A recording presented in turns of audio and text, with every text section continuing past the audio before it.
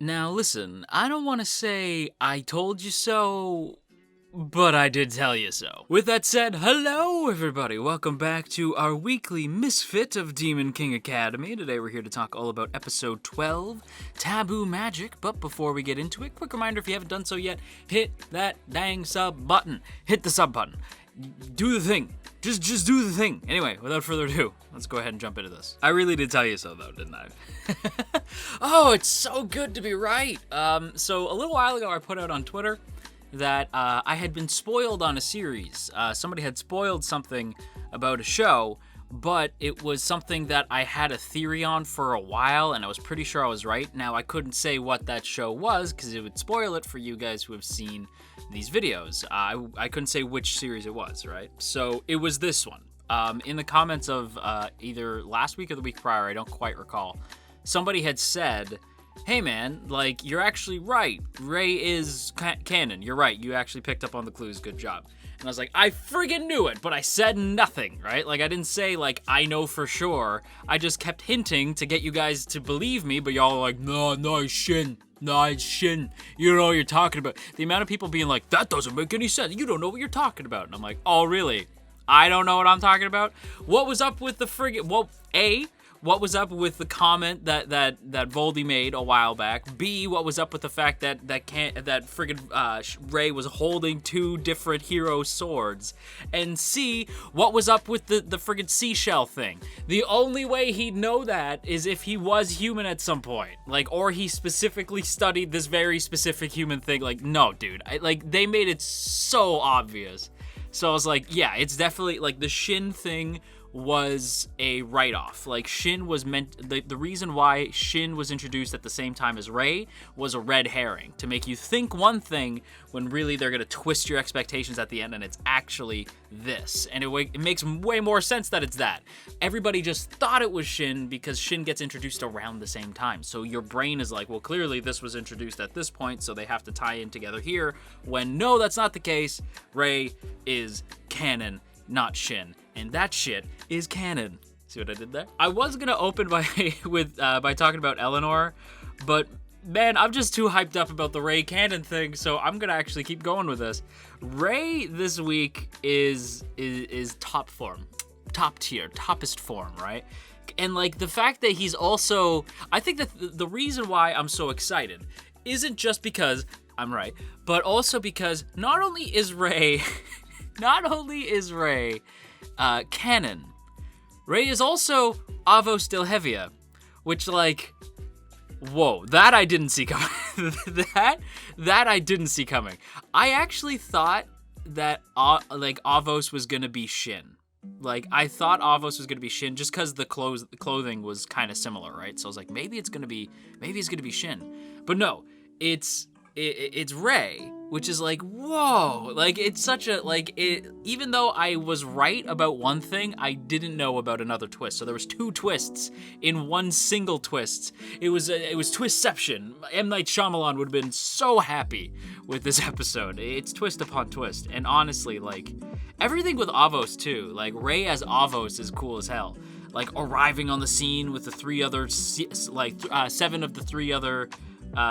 seven other demon emperors, and then just like totally revealing who he is to Voldy, like openly, like, yep, I'm Avos Delhevia, I am the true demon king, even though he knows that's not true, and wielding canon sword. Like, the instant he wields canon sword, I was like, oh, then it can't be Shin. I mean, maybe it could be Shin. Shin was pretty badass with swords. Maybe, I don't know. I don't really know what's going on anymore. Like, it was one of those moments. But yeah, him wielding the sword and then like sucking up a shocked Diego into like a black hole, and then like basically straight up declaring himself the resurrected demon king Avos Delhevia to the demon kingdom, while at the same time Diego tells like the hero kingdom, like all the humans, that like the time has come and we have to strike back and blah blah blah blah, and like basically starting a war between humans and demons again. And it's like, whoa, what the hell? And honestly, I'm not gonna lie, Ray looks dope as hell in black. And I mean, like, I don't have to go into, I think, why black is meant, why Avos, well, Ray as Avos is decked out in black. The last time we saw Avos, he had like a mysterious mask. It was silver covering his face with black outfit. The black outfit straight up just meant to show mystery and darkness, right? Like just straight up, like when you want to show a character to be mysterious, you hide the face, clad them in black. Very easy, like very shorthand way to be like, ooh, this character mysterious.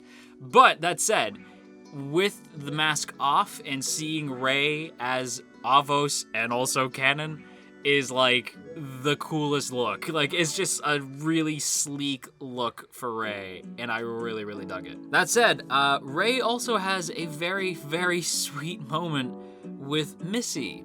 And, or Misa, as some folks like to call her, but we call her Missy around these parts because that would get confusing with Misha. But yeah, there's like this very sweet moment where just after the gang sort of arrives, this is after Avos declares war, right? Or not so much declares war, but basically declares himself as like the returning Demon King and how they're gonna attack the Hero Kingdom and blah blah blah blah blah blah blah. After this, Voldy sort of rallies the troops, right? And everybody shows up, including Rey, who says that he's ready to stand by Voldy's side. And Voldy's like, my compatriots, my friends, like I couldn't ask for better people, blah, blah, blah. And that is very interesting in hindsight. That is very, very interesting in hindsight. And this eventually sort of leads to Voldy saying like, okay, at daybreak, we're all striking. So get your sleep, say your prayers, do whatever you gotta do. You know, say your prayers, eat your vegetables, whatever you gotta do. At daybreak, we're moving out. So be with me, right? And this sort of leads to Missy looking out the window as day begins to break, and she's aware that they're about to go into probably their most tense battle yet. For the most part, every other battle in the series has been like a skirmish or an exam where like life and death really isn't on the line.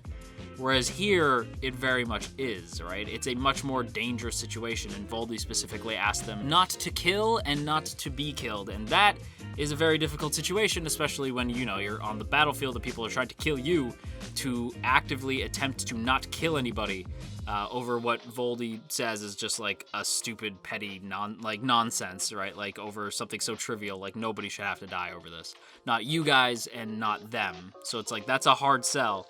So obviously Missy's a little bit shaken by this, and she bumps into Rey. And the Rey-Missy ship is very strong. It makes me wonder like what Missy's connection is, because it's like the show likes to play with fate and like the distant past, so I'm like almost wondering if maybe Missy is supposed to be somebody important too. But yeah, Rey, you know, shows up and just says like, hey, it's like, are you scared? It's gonna be all right. And Missy's like, I'm a little scared, you know, blah blah blah. And again, another interesting tidbit, another nod to like the fact that like he's gonna be revealed to be canon, is when he says that he was at the battles 2,000 years ago, and he remembers that being a much worse fight. So this is probably like gonna be just fine. So he's not even scared at all. And that does sort of ease Missy a bit, right? Like she does feel a little bit more at ease. And then they just sort of like look at each other in like the sunrise, and Missy goes in for a kiss, and Rey does too. And I'm like, oh, but then he kind of takes off one of the two necklaces, like one of the two shells, right? The single shells. And she's like, what are you doing? And even I'm like, oh, Rey, you colossal fool. Should have gone in for it. Should have went for the moment, man. But instead he just says like, can I have this? And she's like, you know that's like proposing, right? And he's like, yeah, I know. And I'm like, right? Like my shippy side was like, canon! He is canon, but he is also canonizing the ship. Like, oh my God, it was beautiful, right? Like just saying like, and he even says to her like, this is me letting you know, I'm gonna be fine. I'll be back. I'll always come back. And again, another hint to canon, but also very sweet in terms of the relationship forming between the two of them. It's just a sweet scene, okay? I absolutely loved it. I am here for it, especially seeing the two of them fight later on, like the two, well, not against each other, but fighting together, right? Missy allowing, I keep wanting to call him Canon now, allowing Ray to like slip into the fog, like in and out of the fog, and he's like slashing at the demons, and again, not to kill them, just to knock them down, right? To stop them from charging, like to stop this fight from happening, or to stop this battle from happening before it happens, right? So they're like jumping in and out of the smoke, knocking people in the helmet so that they pass out, stuff like that. Like he's really, really moving. And then he sort of gets caught up with Missy, where they're like, oh crap, there's even more reinforcements. All right, let's do this. And so he charges forward, and then Missy sort of like makes the shocked face. And it's not until a few scenes later that we hear from Missy that Ray goes missing, right? She's like, I can't find Ray anywhere. And Voldy's like, Ray? And like, that's when it all pieces together. He's like, Ray? And friggin' Avos isn't here. Oh my God, right? Like, that's where Voldy pieces it together. But yeah, the Missy Ray stuff, oh man, I bought that stuff hook, line, and sinker. I was all about it. But it's interesting too, like to tie this into Eleanor, who we do have to talk about, and that's where we'll close. To talk about Eleanor, her own past is very much tied to Canon and Jurga, right? Now, Jurga is a dude who just couldn't let things go. You know, like he couldn't just let well enough alone. He had to keep this weird grudge, right? Like he just couldn't let it go. And after Canon basically says like, Anos allowed himself to die, Voldy allowed himself to die to give us time to mourn, to heal, and then to come back together in peace. I don't want these children in our human kingdom to grow up knowing that hatred. That's what we fought to stop, so that they can be happy instead of hateful. You know, like that's against, like you're going against what we stand for, right? And Jurga's like, how disappointing, right? And like lets one of the lackeys stab Canon in the back. And in this moment, like Jurga's blind hatred just completely allows him to be taken over. And for a dude who's supposedly in the hero kingdom, he's not exactly heroic. And he lets Canon just bleed out. And instead of Canon resurrecting and coming back, he doesn't come back, nor does he resurrect. Which again, interesting. He does, at the very least, the heroes don't see Canon for a while.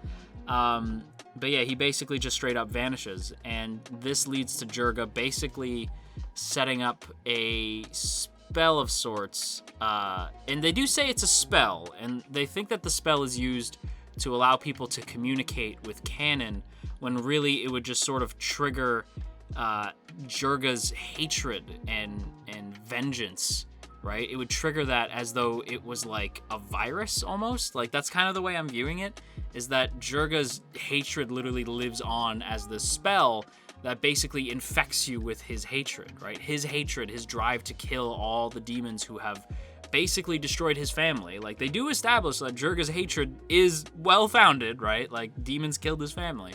So for him, he's like, screw them. But basically it like triggers his hatred inside of him, and Eleanor is part of that. Eleanor was basically a human who was shifted with taboo magic into being the literal embodiment of human magic, and basically serves as like the source of healing magic for the hero students, right? Like when we see them sort of like bounce back from things that should have killed them, that was Eleanor. And Eleanor also basically gives life to these clones, which is Zeshria. I can't remember her name. The lolly girl we saw running around last week. She gives life to these clones, right? And sort of sends them out into the battlefield as part of what Jurga had intended. And it's sad, right? Because Eleanor is a character that I want to get to know a little bit more. I love her personality. I think she's really fun. But in this moment, she's telling Voldy all this because she feels sort of like disgusted with herself. You know, like she feels like what she's been doing for 2,000 years, creating clones and sending them out there. Basically, as she calls them, making children and sending them out there to die. And that's the thing, is they straight up do die, like Source and all, right? They're gone. But she's been making them and sending them out there for 2,000 years. So she feels like what she's done is irredeemable. So she asks Voldy to destroy her, right? That's her words, right? Like, destroy me. Basically asking Voldy to just put her out of her misery because she feels like she's irredeemable. And the clones, in a moment that I will admit was like a little creepy. I know they were trying to make it like very sentimental and sweet, but I was like, that's a little unsettling. But it was the clones basically calling Eleanor mama and saying like, don't go, you know, like don't hurt her, to Voldy, and telling Eleanor like, don't be upset with yourself, don't go, like don't do this. And Voldy just basically says like he's going to try to make them happy.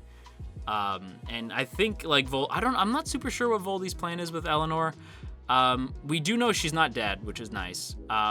I don't know what Voldy's planning to do here. Like, I don't know if he's planning to like eradicate the clones or maybe give the clones life and send them off to do other stuff. I don't really know what the plan is there, but we do know that Eleanor is directly tied to Jurga's malice, right? Like, she's like almost like if like that weird virus thing is like the evil part of him, maybe like Eleanor is what little good was left in there. And Eleanor even calls herself like a bust, right? Like she wasn't like what she was meant to be created for, at least not as far as Jurga was concerned. And whatever the hell is going on with Eleanor definitely has to tie in with what Ray says at the tail end of the episode, where when asked what happened 2,000 years ago, Ray responds, "It's just like you said, the humans are weak, Anos." And it's like, what does that mean? Like, what does that mean? I don't know, but I'm excited for next week, man. That's a penultimate episode. That's how you leave us on a like, oh, how you gonna leave us on that note? That's how it's done. But with that said, everybody, that is going to wrap up today's video here. So I hope you guys enjoyed. If you did, then don't forget to boop that up snoot and share if you care. And of course, as always, I have to give a big thank you to the good folks in the T Squadron. Look at these beautiful people. Look at all of these beautiful names. And hey, if you would like to join these beautiful people, there are now 2 ways to do so. The first is by checking out that first link in the description to check out our Patreon page. And the second, for just a little bit more, is to hit that join button right next to the subscribe button. And that gets you a badge next to your name in the comments and premiere chats, as well as emotes that you can use in said premieres and comments.